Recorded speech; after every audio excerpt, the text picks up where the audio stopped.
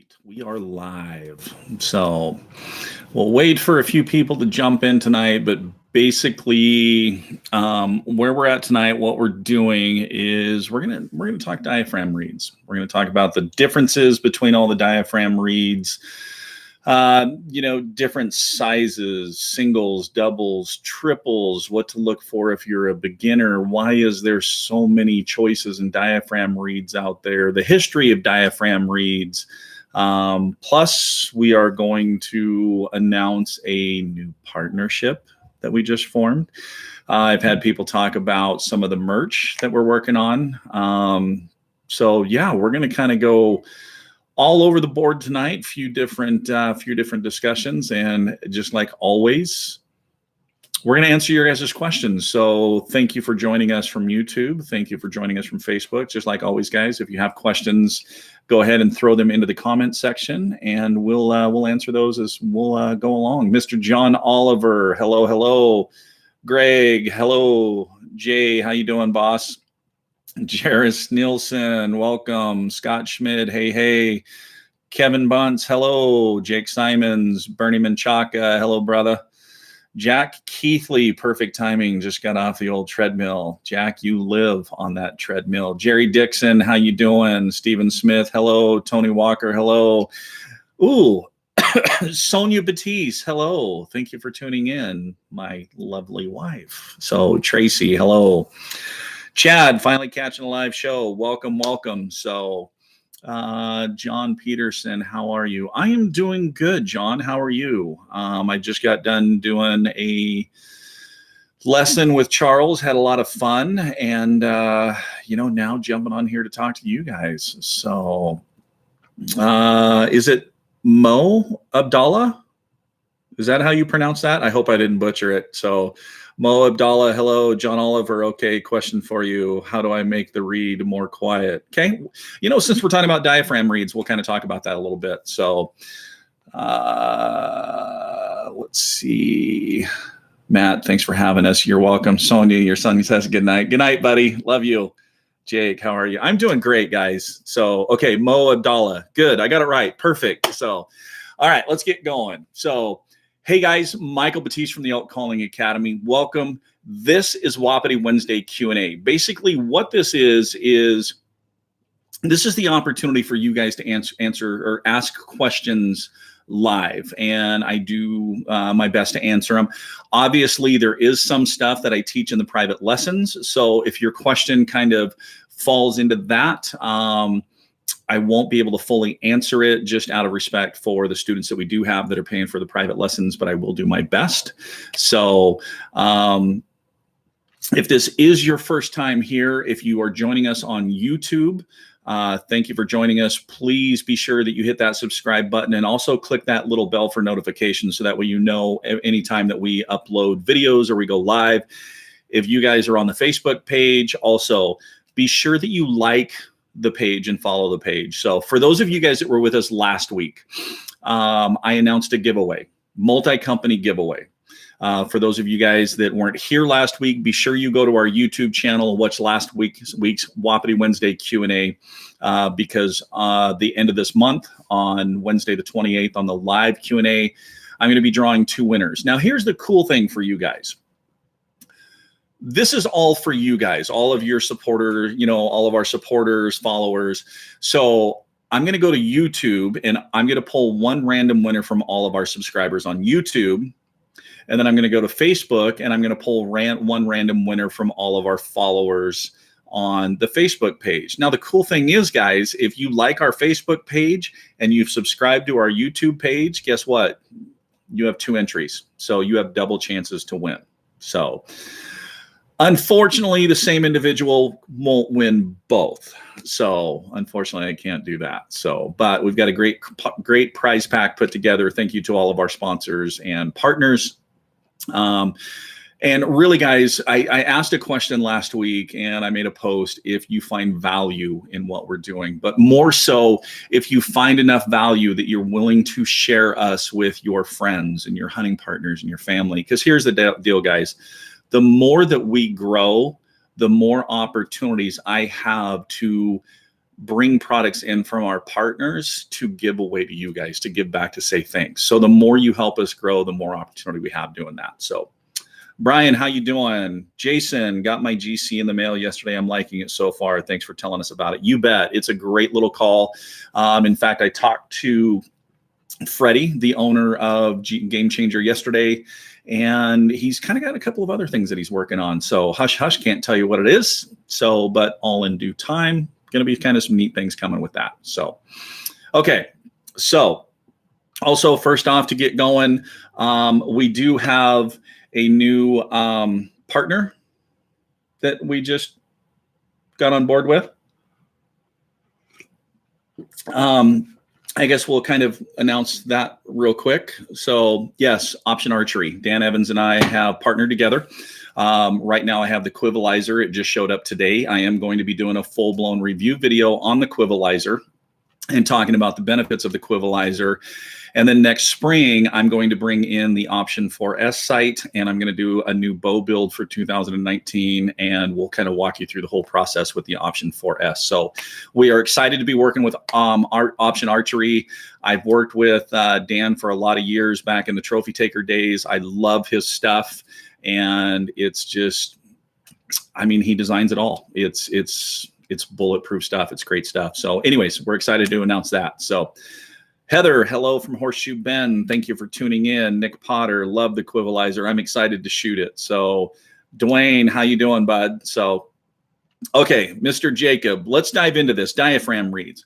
Where did elk diaphragm reeds come from? So, you know, elk diaphragm reeds actually evolved from turkey reeds. You know, it was guys that wanted to find a way to talk back to the elk. So they started on diaphragm reeds to try to emulate elk. But, you know, turkey reeds are built with multiple layers, multiple layers. They're usually stretched really, really tight. So they really, really weren't built for producing the elk vocalizations. So these guys, Jake, watching from Minnesota, I like it. Thanks, bud.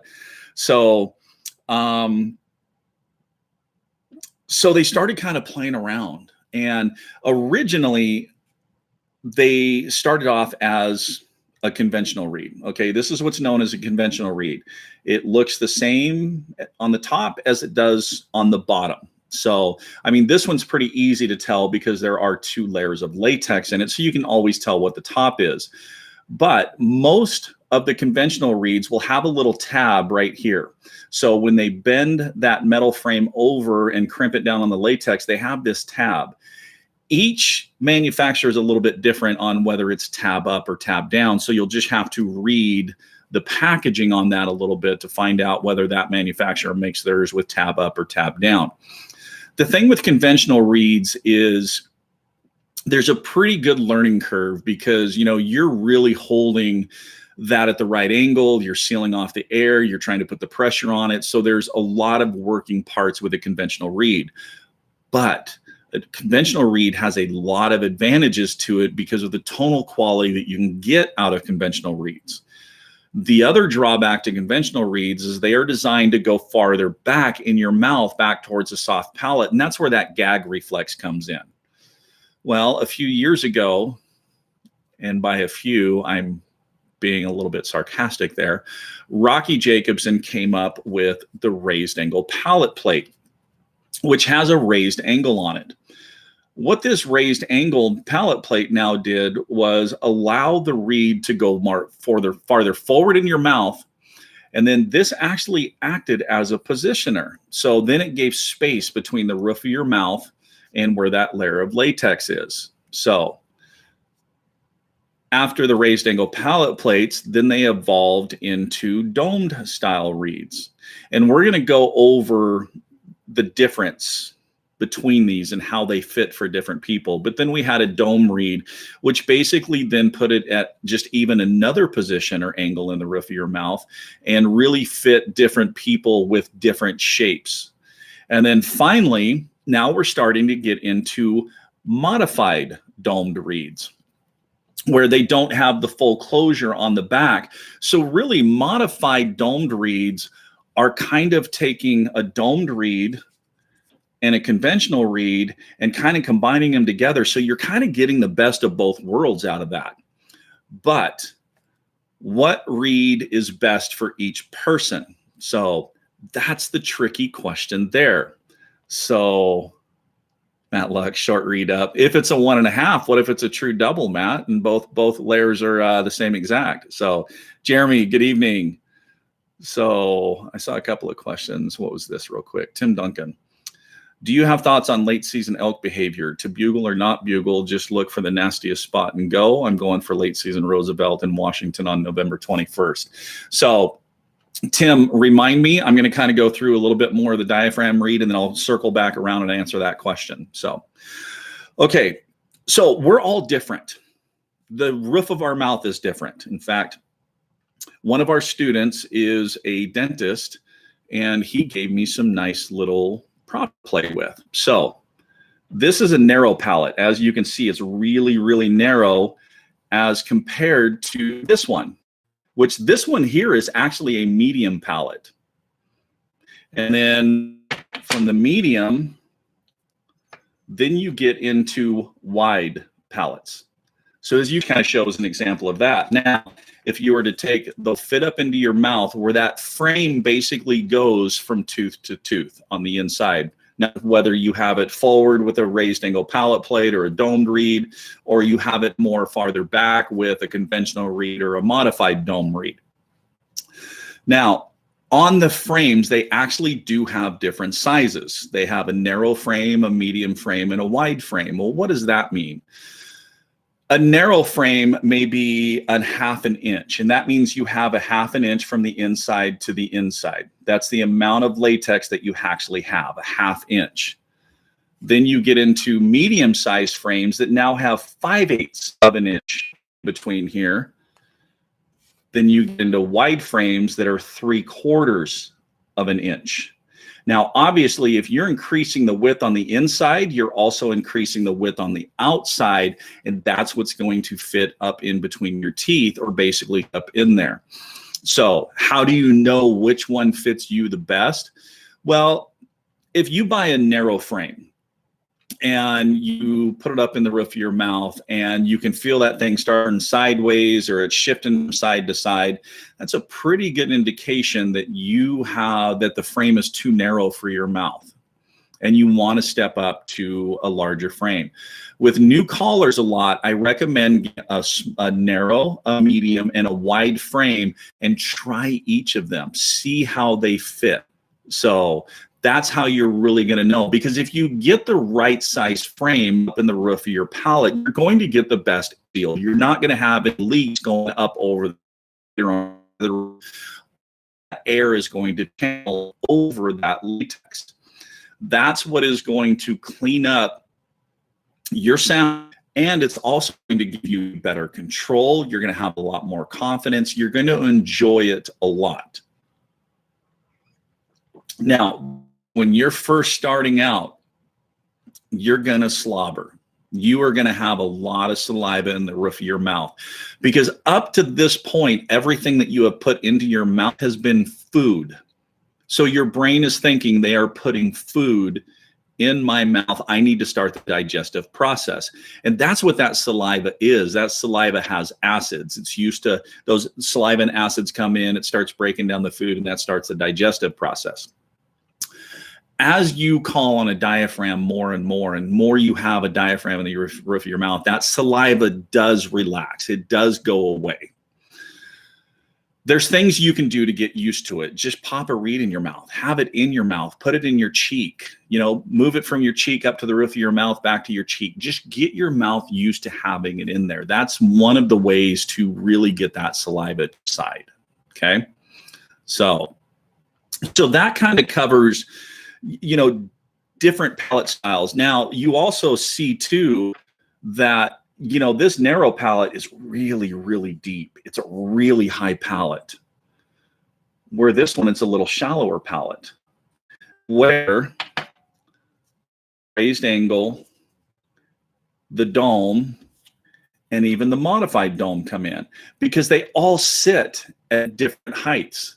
So You and your height of your palate is really going to determine whether you want a raised angle palate plate from Rocky Mountain hunting calls, or you want a domed reed from Phelps game calls, or you want a modified dome from Native by Carlton. So that's, again, another good selection. You can buy one from each company to find out what works best for you. We're all creatures of habit. Anytime we're going to start something new, what's the first thing that we do to we go to our buddies. Hey, I'm thinking about getting a new diaphragm reed. What should I use? Your buddies are going to tell you their favorite reeds. And I'll tell you what, you can also, and we see it on social media, in chat rooms, on forums, what's the best reed out there? And man, are people opinionated about their reeds. And that's great. If you have confidence in your reed, that is great. But really, honestly, if you have a brand new caller, the best piece of advice you can give them is try different reeds from different manufacturers with different styles.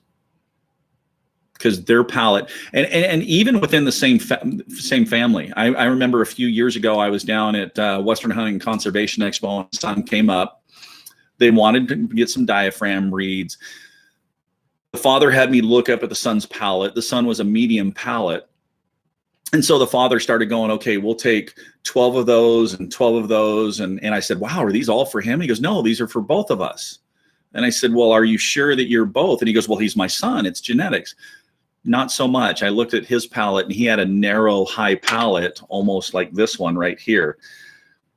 He's kind of a big guy too, 6'4", good sized man. I thought he was actually going to break down in tears right there at the show when I told him that he had a narrow palate. So, but everybody's a little bit different. Now, here's the thing too. So let's say you and your buddy do both use the same diaphragm reed, but one of you are frustrated because you don't sound like the other one. You're not going to. We all have different voices. You're going to have some variations in the pitch, even if you both use that same reed. Just again, because of how our mouth is structured, how our tongue contacts the reed, how the air flows across that reed. There's a lot of variations in there that can really change those tones up a little bit. So don't be too hard on yourself if you don't sound exactly like your buddies. So, okay, over from YouTube, Josh, how do I get my 12-year-old son an easy reed to learn on? Great segue. So what is a good reed for beginners? Because I'll tell you what, I don't know. Those of you that are brand new to calling, if you've walked into an archery shop or a Cabela's or a Sportsman's Warehouse and tried to pick out a reed, you stand there at this great big wall of confusion with all these different manufacturers, with all these different styles of reeds, and you're reading the package, and this one's a single that's made for cows and small bulls, and this one's a single light latex and a single medium latex and a double and a 1.5 and a triple. And how the heck do you decide on what to start on? So the thing with latex, the thinner the latex, the more responsive it's going to be. So the heavier the latex, it's going to take a little bit more pressure, but your sounds also change too. In a heavier latex, the sounds start getting deeper. Now, the stretch, and what I mean by the stretch is when they put that into their press and they clamp down on this side, they have latex that's sticking out past this, and this side's on a clamp on a gauge, and they'll pull that gauge to stretch this latex to a certain tolerance before they clamp down on the other side to lock that in. That's your side stretch. Now they also have back stretch because they have a little bit of that latex hanging out the back here. So now they'll start pulling on that back tension or back stretch. How much do they pull on it? Do they just take the wrinkles out? Do they actually pull on it so this kind of forms a little concave shape? So all those also play into it. Now, obviously, once you start adding more layers of latex, it's going to take more tongue pressure and more air pressure to operate. So to answer your question, Josh, and for all you beginners, look for a single light latex. Some of the ones I recommend are the Phelps Amp Orange, Phelps Amp Black, the Mellow Yellow Mama from Rocky Mountain Hunting Calls, the Mistress from Rocky Mountain Hunting Calls, the Single Black in the Rip It series from Native by Carlton, and the Rip It Red from Native by Carlton. Each of those are single light latex that are ideal for beginners. Very, very nice response. This is what I get for having lessons all up until this. So a lot of talking. Bear with me, guys. So sorry about that. So single light latex, they're responsive. The thing with those two is they're fairly easy to make sound as long as you get the right fit, you get it in the right position, and you're immediately going to start getting feedback. Basically means you're going to start getting tones and sounds. And then from that point, then it's just learning tongue pressure, air pressure, control, and all that kind of stuff to start the ball rolling. Now, once you've been going for a little bit, then you can step it up. You can go to a little heavier latex on the single side, or you can go to a 1.5 or even a double. Now, most of the doubles and the triples out there, I typically steer more advanced callers to those. So, but beginners and intermediates, single light latex, intermediates can start getting into your 1.5s and some of the lighter doubles. So, okay, bugle me this. Greetings from the Ramada in Torrance, California. No elk here, just lots of concrete peoples and cars. John Oliver, I got the Wayne Carlton 4-pack. Perfect. Your broadcast has you doubled on YouTube. I wonder. So it's showing 2 different broadcasts on YouTube? Interesting. I wonder why. Maybe that's why I'm getting a few more people in tonight, because it's doubling up. So, okay. Tim, let's answer your question real quick before we move on. So, okay, late season elk behavior, you know, there's still elk, there's still vocalizations, but it's those vocalizations that are, bugle me this, I'm seeing 4 of you. Hold on real quick, guys. I don't know why it's showing 4. Okay. That looks good. Yeah, everything looks good. I don't know why. Yeah, bottom half is flicker green.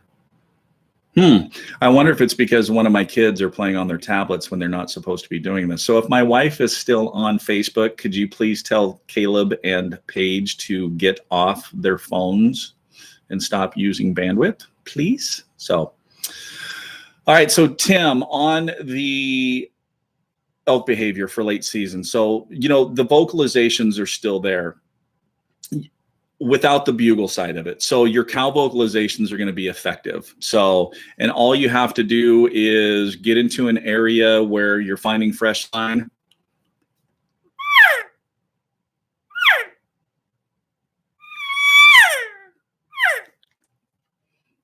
Just let 3 or 4 cow calls, wait 4 or 5 minutes, kind of do that again.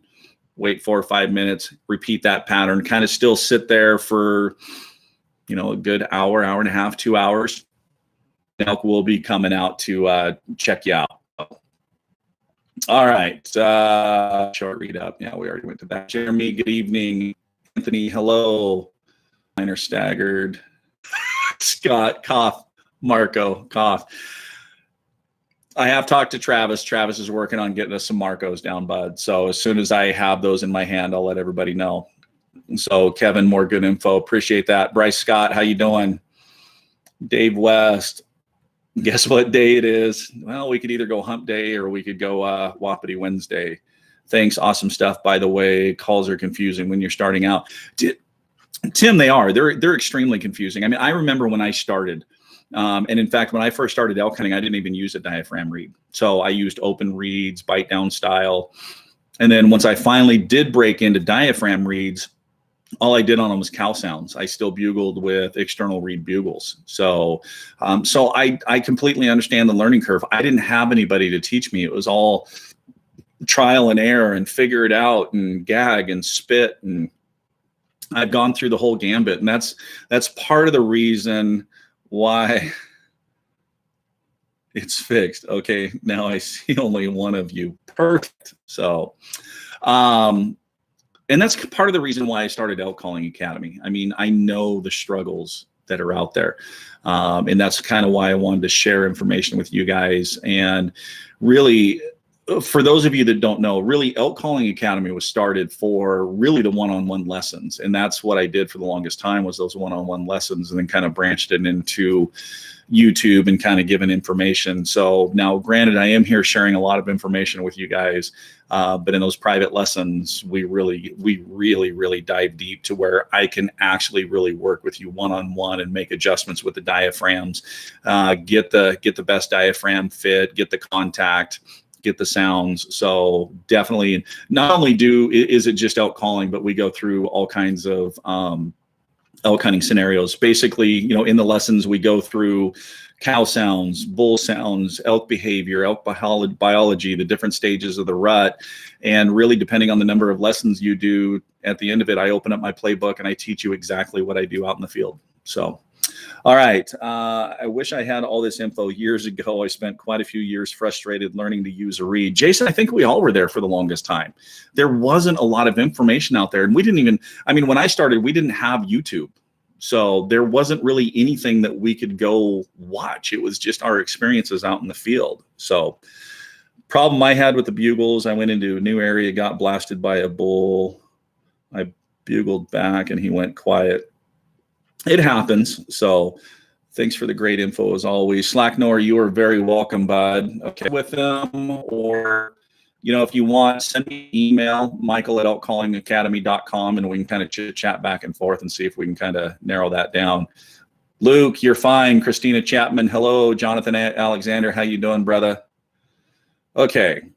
Tim, I took one and cut it almost down to the frame for my 2.5-year-old. She didn't bugle, but she made noise. So let's kind of talk on that. So what he's talking about there, cutting it down, and I have a YouTube video on this, I think. Yes, it's called tuning a reed. And what tuning a reed is like I said, so we're primarily focused on the metal aspect fitting in between our teeth. But when we do that, all this extra tape on the side then kind of comes down like this, and it's sitting down, and sometimes this can stick down past your teeth. Well, what you can actually do is you can take a pair of scissors and you can come where this is flat and then starts angling at this 45. You can start right at this angle and you can start cutting and cut at an angle on both sides. Put that up. Nope, take it back out. Cut it down a little more. Cut just a little at a time, because you can always cut just a little bit more off. But if you cut too much off, you can't put it back on. So tuning a reed is basically kind of getting that tape to fit a little more comfortable up in the roof of your mouth and really help with that good seal.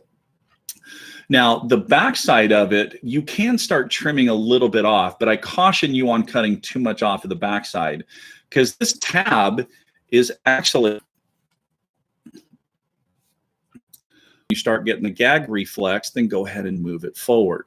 So now there's different material on tapes too. Some of this is kind of, I guess you could call it almost like an athletic tape type feel.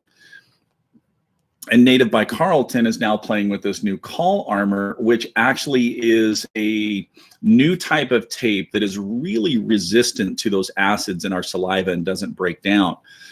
The one drawback to this is when you first use it, it feels really, really rigid because it's not as soft and pliable.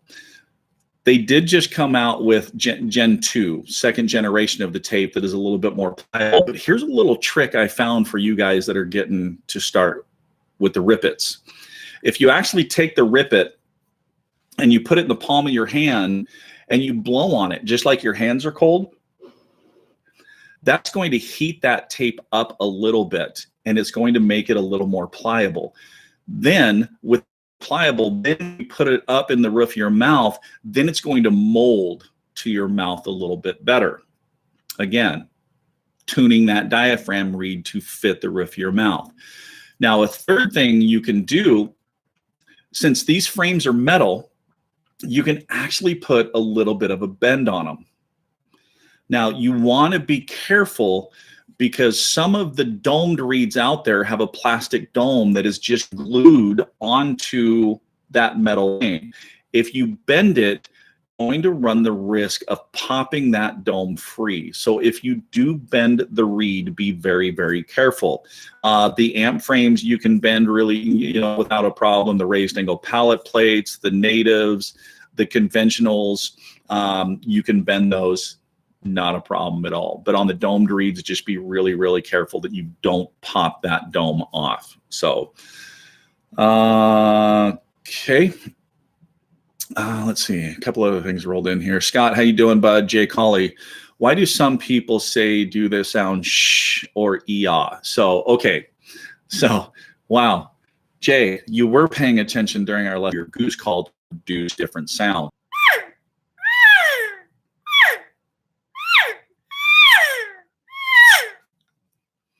So it's basically saying things to control the amount of air they're putting through or over on the mountainside, just like Jack probably did. He took a break for lunch, took his pack off, took the reed out, ate a sandwich. The reed was sitting on the pack, jumped up, grabbed the pack, threw the pack, and started hiking, thinking the reed was sitting, got in through the pocket, remembered, dang it, that's back there where we had lunch. People are back to where they were eating lunch, back for a $6 reed or a $7 reed. So, and bro, you go fishing. You don't just take one plug with you. You've got a tackle box full of them because you don't know what the elk are going to. Maybe you want to change the pitch or the tone a little bit. It works the best, bugling bull to be the best. Okay, so far RMC works the best, bugling bull to be the best. Okay, so yeah, you have tried a couple of different styles. Of course I was. Okay, practice, or am I doing this wrong? You really shouldn't have vibration from the reed, with the tongue. I'll bet, Adam, I'm going to go out on a limb here. Is it the tip of your tongue where you're noticing that? So, because if you're using the tip of your tongue, then yeah, there's some adjustments that need to happen there. So, but really, you won't feel much of the reed vibrating unless you get to the really, really bottom notes to where you're barely touching that reed. And that's really when any notifications. I've been getting a little pop-up saying the connection is not good. I'm sitting right next to the router. It's solid right now. So, okay, Bill, should we clean our reeds and how often? Great question. Absolutely. Rinse them off with, or that dome is down, so the latex is up and can get air, and connection is unstable again. Never thought of it like that. Perfect. Austin Needs, how you doing, bud? Dwayne, Facebook seems fine now. Okay, sorry for repeat. How do you know the reeds are too worn? Great question, Dave. Okay, the best way to tell that a reed is worn out is basically when it really won't hold the top note of your bugle. So if you get to your bugle and it's really fluttering or cutting out or just won't even get to that high note anymore, but you can still do really, really good cow calls with it, that's a good indication that that reed is about at the end of your life. So, and it's not necessarily that you have to throw that reed away or get rid of it. You could use it as a cow only reed if you wanted to. Now, everybody's a little bit different on what they like on a reed. Some people like a reed that's really, really broke in, but other people like a reed that is brand new out of the package and snappy. So, and what I mean by snappy is it really doesn't take much pressure at all. It just wants to really jump up to that high note. So you need a little bit of control, on that. But other people, like I said, they really want that reed broken in to where they have a little bit more play with it, and they have to put a little bit more tongue or air pressure into it to kind of control. But yeah, generally once it reaches that high note, that's when it stops. It's near the end of the life. So I get that if my reed is sitting wrong angle and cuts into my tongue. Oh, Scott's replying to Anna. Okay, no, middle of tongue, only when bugling. I can do cow sounds without any vibration. Adam, what you might do is maybe check the frame. I mean, is it Is this something that just recently started happening? The other thing is you might want to get tested and see if maybe you're allergic to latex. So, which, believe it or not, does happen. There are people out there that have slight allergies to latex, and you know, the more they call on a reed, they will have problem. But no, you're not getting it on the cow sounds. That's weird. I haven't. Man, I haven't ran across that one, Adam. I don't know. Let me kind of think on that one a little bit. So, especially when I try to get harsh, raspy bugles. Okay, so when you put a lot more pressure on it, I wonder if you've got a sharp edge on the frame or something. Is it something that just recently started happening? Use more air pressure instead of tongue pressure. So there you go, Scott. So, okay. You know, diaphragm reeds are, like I said, a lot of options: singles, doubles, triples, 1.5s. So what do I look for in a reed? There's two different reeds that I really like.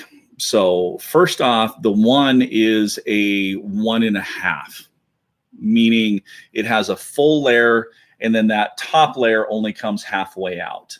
I really, really like that 1.5 setup because it gives me the ability. It's almost like you're mixing the best of both worlds, meaning you have that long layer that's a single that you can play it, the front of it as a cow only reed.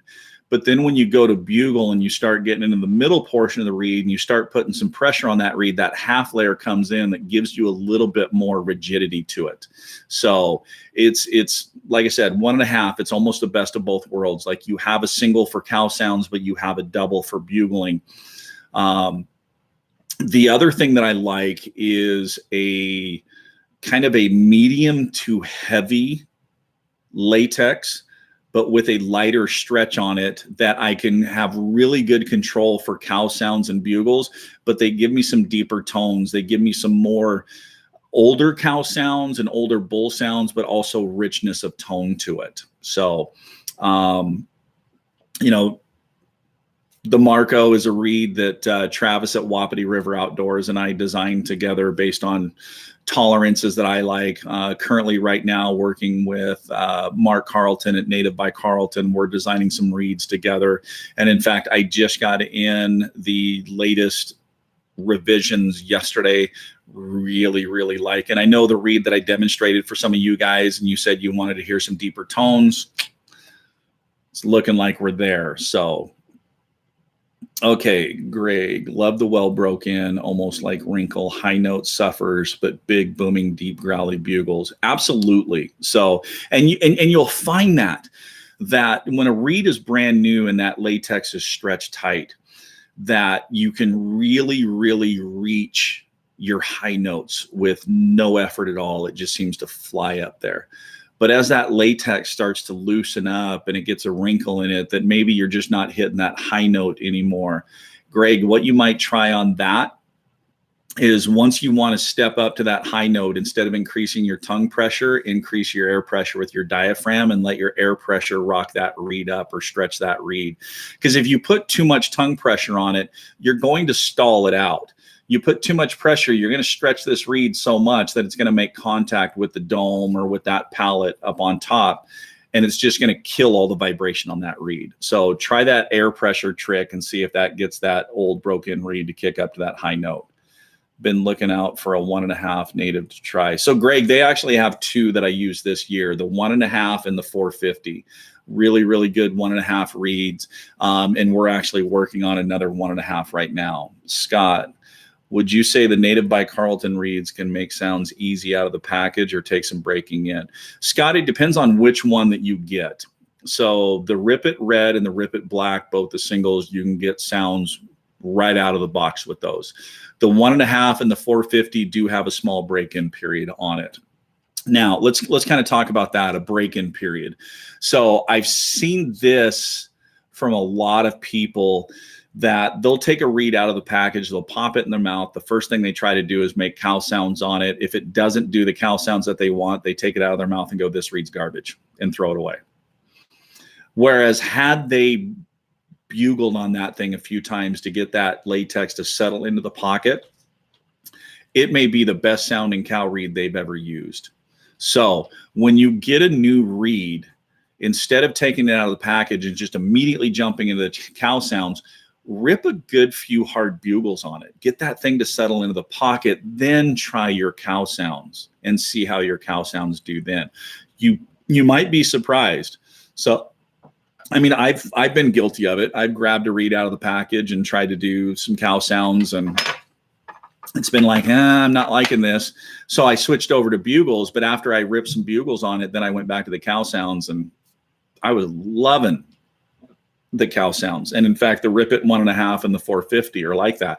I don't really like the way they cow sound right out of the package. I like the way they bugle, but after you bugle a few times on it, cow sounds get really, really sweet. So, okay, Scott's talking to Adam. Okay, Adam. Well, I'm new to this. 5th day practicing. I practice a lot. This is the Elk 101 All-American green reed I play with the most. I do use a lot of tongue pressure to get that highest pitch sound. And that's what a lot of people do. They really go with that tongue pressure. But if you guys can really learn that combination of tongue pressure and air pressure, you're going to find that reeds actually respond a lot better for you, especially when you're bugling. So, okay. What other questions do you guys have, about reeds while those are rolling in? So I also wanted to thank all of you that have provided feedback on the new logo and the shirt design that I put online today. We are making one last little adjustment. On the back, the bull that you see on that, we're actually pulling that bull off, and we're grabbing the silhouette of the bull from our original Elk Calling Academy logo and putting that one on the back of the shirt. As far as the hat goes, we're going to keep the logo where it is. On the side of the hat, we're going to embroider in Elk Calling Academy, and then on the back, we're going to put the silhouette of that elk on there, so that way we can kind of incorporate the original logo into it. But really, really thank all of you for providing feedback on the designs and ideas that we've thrown out there. Have had a couple of other people ask what's coming down the pipe.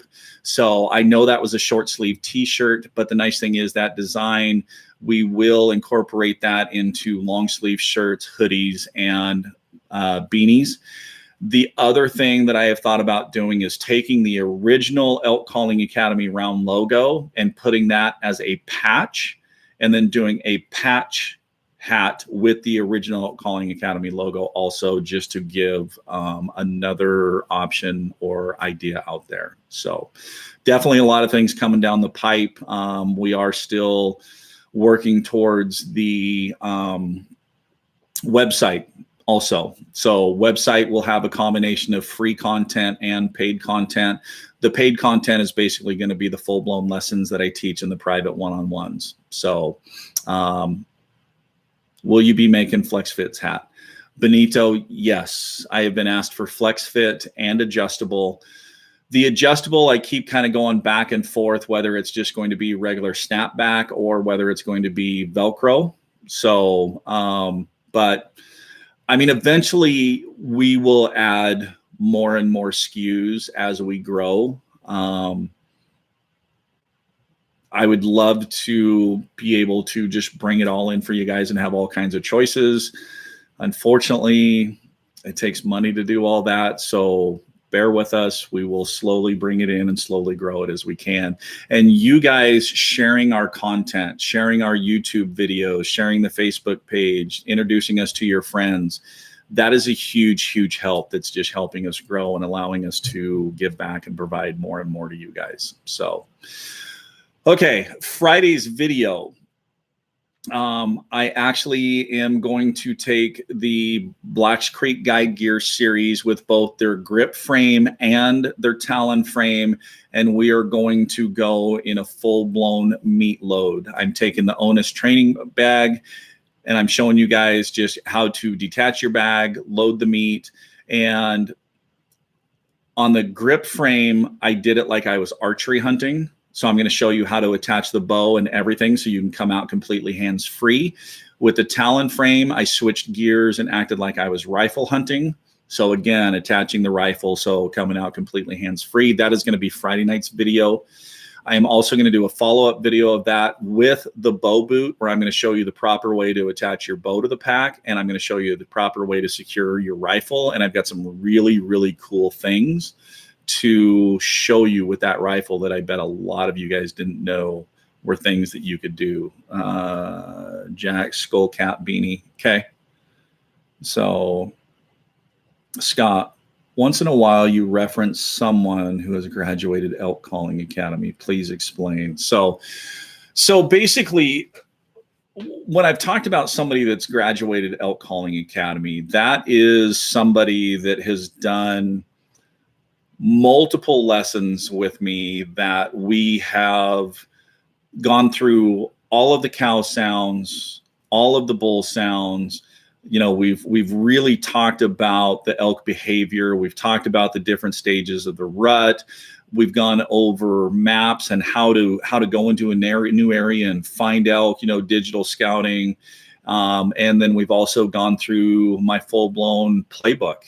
And then it's almost, I really wouldn't call it a final exam, but they basically have been able to, you know, we'll kind of do a match and play where I'll do a sound and they'll mimic and match it, and they can roll through all of the sounds and produce all of the sounds. We've even jumped online to YouTube, and I pulled up videos of elk and had bulls bugling, and then I paused the videos, and then I've sat there and said to them, okay, you know, what are you hearing? What is this bull's mindset? What's going to be your next step? So that's basically someone that's really graduated, you know, from the course. So we would be happy to post your stuff on our XL Mountain Gear and Mountain Hunting Facebook page. Feel free to Jeremy, that would be awesome. Thank you. So they would be awesome, right? Skull caps don't fit my flat head, covers ears all the way.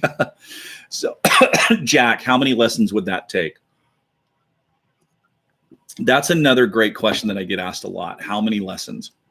It really depends on the person. You know, with lessons, we typically do one lesson a week, or depending on the person, we may go every other week. But it just depends, because after each lesson, there is homework. I do give you drills. I do give you things to do. So it really depends on how much effort you put into it and really how much you want to get out of it. So it varies. I've had some people that have gone through 4 lessons and nailed it.